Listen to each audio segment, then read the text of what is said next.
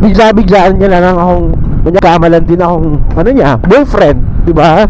Tapos bigla akong hinalikan doon, di ba?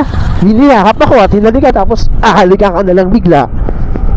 Tapos nakikita ni Mrs. andun sila sa sasakyan, di ba? Isipin naman ng asawa, ay nako, hindi, nagpapalusot ka lang yan, babae mo yan, babae mo. Good morning people, hi guys, hello. Saturday, ayun, good morning, so shout out sa lahat. So lang i-share itong experience ko ng mga nakaraang linggo, no? May experience kasi ako about sa mistaken identity, di ba? Let's talk about yan, sa mistaken identity. Kasi hindi rin biro yung mga ganun na scenario, mistaken identity, or yung mapagkamalan tayo na to be someone, di ba?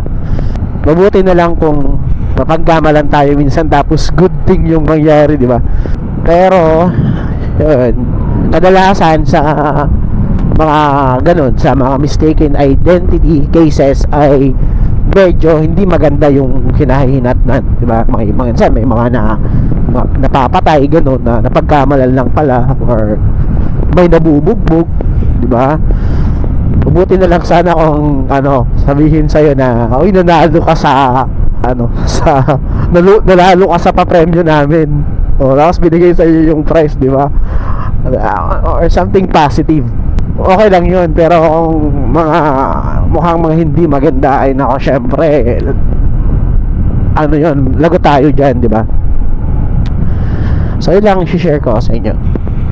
Sa experience ko naman ganito, mabuti na lang at hindi naman umabot sa point na patayan, ganun, or barilan, or suntukan, bugbugan.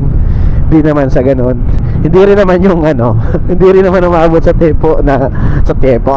sa tipong mistaken identity na pagkamalan kang jowa tapos sinalikan ka on public, ganun. Hindi naman. Ganito yung history ko. So thank you sa mga nanonood pa. Shout out sa inyo, di ba? Ganda ng view natin dito, no? Umagang umaga. Di naman masyadong umaga. Sa mga alas 7:30. Yung case natin ay ganito. Ikakwento ko na lang din, di ba? Nasa Masbate City kami noon. Tapos bibili kami ng snacks. Tapos nagpark na ako. Nagigilid na ako noon. Nagbubusina sa akin sa likod. Nasa nagpark ako sa sasakyan, pinark ko na siya. Tapos pag bukas ko ng pinto, may sa akin, may nagsisinyasan niya ako. Akala ko kasi yung taong yun, the guys, kakilala ko lang din naman. So yeah, acquaintance, ganun. Actually, nagulat nga rin ako kasi kilala niya talaga ako. Siguro that time lang, sa suot ko at saka siguro sa gupit, napagkamalan niya ako to be someone, diba? Tapos yun na, nagbukas na ako ng pinto, yun, tinatawag niya ako. Nakita niya ako, binusinahan niya ako, tapos nag-sign siya. I think na common greetings na. Akala ko nang bibili siya kasi nagpark din siya dun sa gumili din siya, nagpark din. Akala ko bibili lang din ng snacks, ganun. Syempre ako, in-ignore ko lang naman. Tapos naka-smile lang ako, ganun. Tapos ayun na, habang bumibili na ako, sinundan niya talaga ako doon. Nasundan niya ako. Tapos in-approach niya ako ng parang hindi ka magkakilala, ganun. It's different yung approach niya usually sa pag-approach niya sa akin. Sabi niya sa akin ito, "Sir, yung anong kinuha niyo sa amin, hindi pa yun nababara, hindi niyo pa nababayaran, sir, wala nang hulog-hulog." Ganun sabi. And ako naman, na-shock naman ako doon. Sabi ko, ha? Akala ko nagbibiro lang siya. Akala ko nagpa-prank lang siya sa akin. Tapos sabay joke, ganun. Akala ko ganun yung shoutout.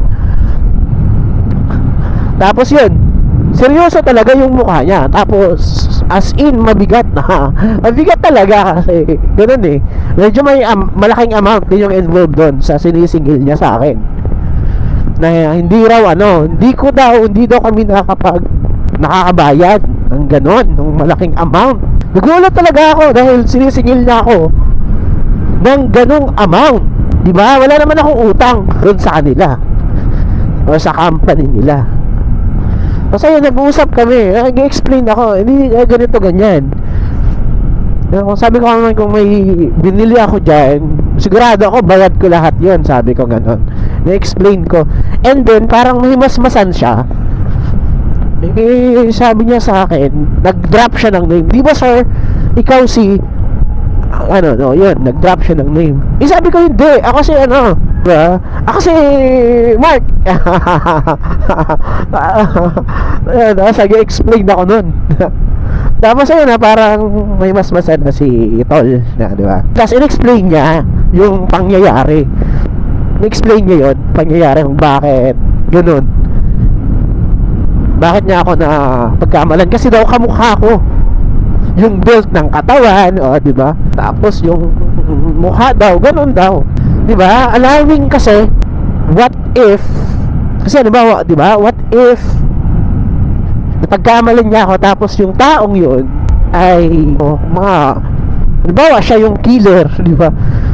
Tapos titirahin na pala ako nun kasi akala ako yun. Hindi, ngayon, diba? Goodbye Philippines and hello world, diba? Other dimensions. Diba? So, napakahirap ng mistaken identity. Mas delikado talaga. Or, for example naman, halimbawa, naging babae yun siya, tapos bigla-biglaan niya lang akong, kunyari, pagkamalan din akong, boyfriend, diba? Tapos bigla akong hinalikan doon, diba? Hiniyakap ako at hinalikan, kunyari, na-miss, diba? Tapos, halikan ka na lang bigla. Tapos nakikita ni Mrs. Andun sila sa sasakyan. Diba? Isipin naman ng asawa, ay nako, hindi, nagpapalusot ka lang yan. Babae mo yan. Babae mo. Sasabihin ni Mrs. yung gano'n, diba? Kasi nakita na kami, nakahalikan ako dun eh. Diba? Sa kalsada.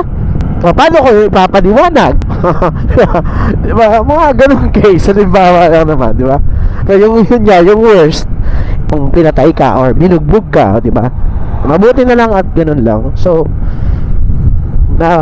ingat na lang. Ingat na lang, maging cautious na lang talaga. Mahirap din i-solve yung ganong case, no? Kasi syempre di mo kontrolado yung ala ka naman mag-change image ka. Tapos pag nag-change image ka, may kamukha ka ulit. Nakaka-alarma lang yung mga ganong sitwasyon. Nandito na tayo sa lugar na pinakamalubak sa Masbate na alam ko. So yun lang guys, share ko lang. Thank you for watching and see you next time.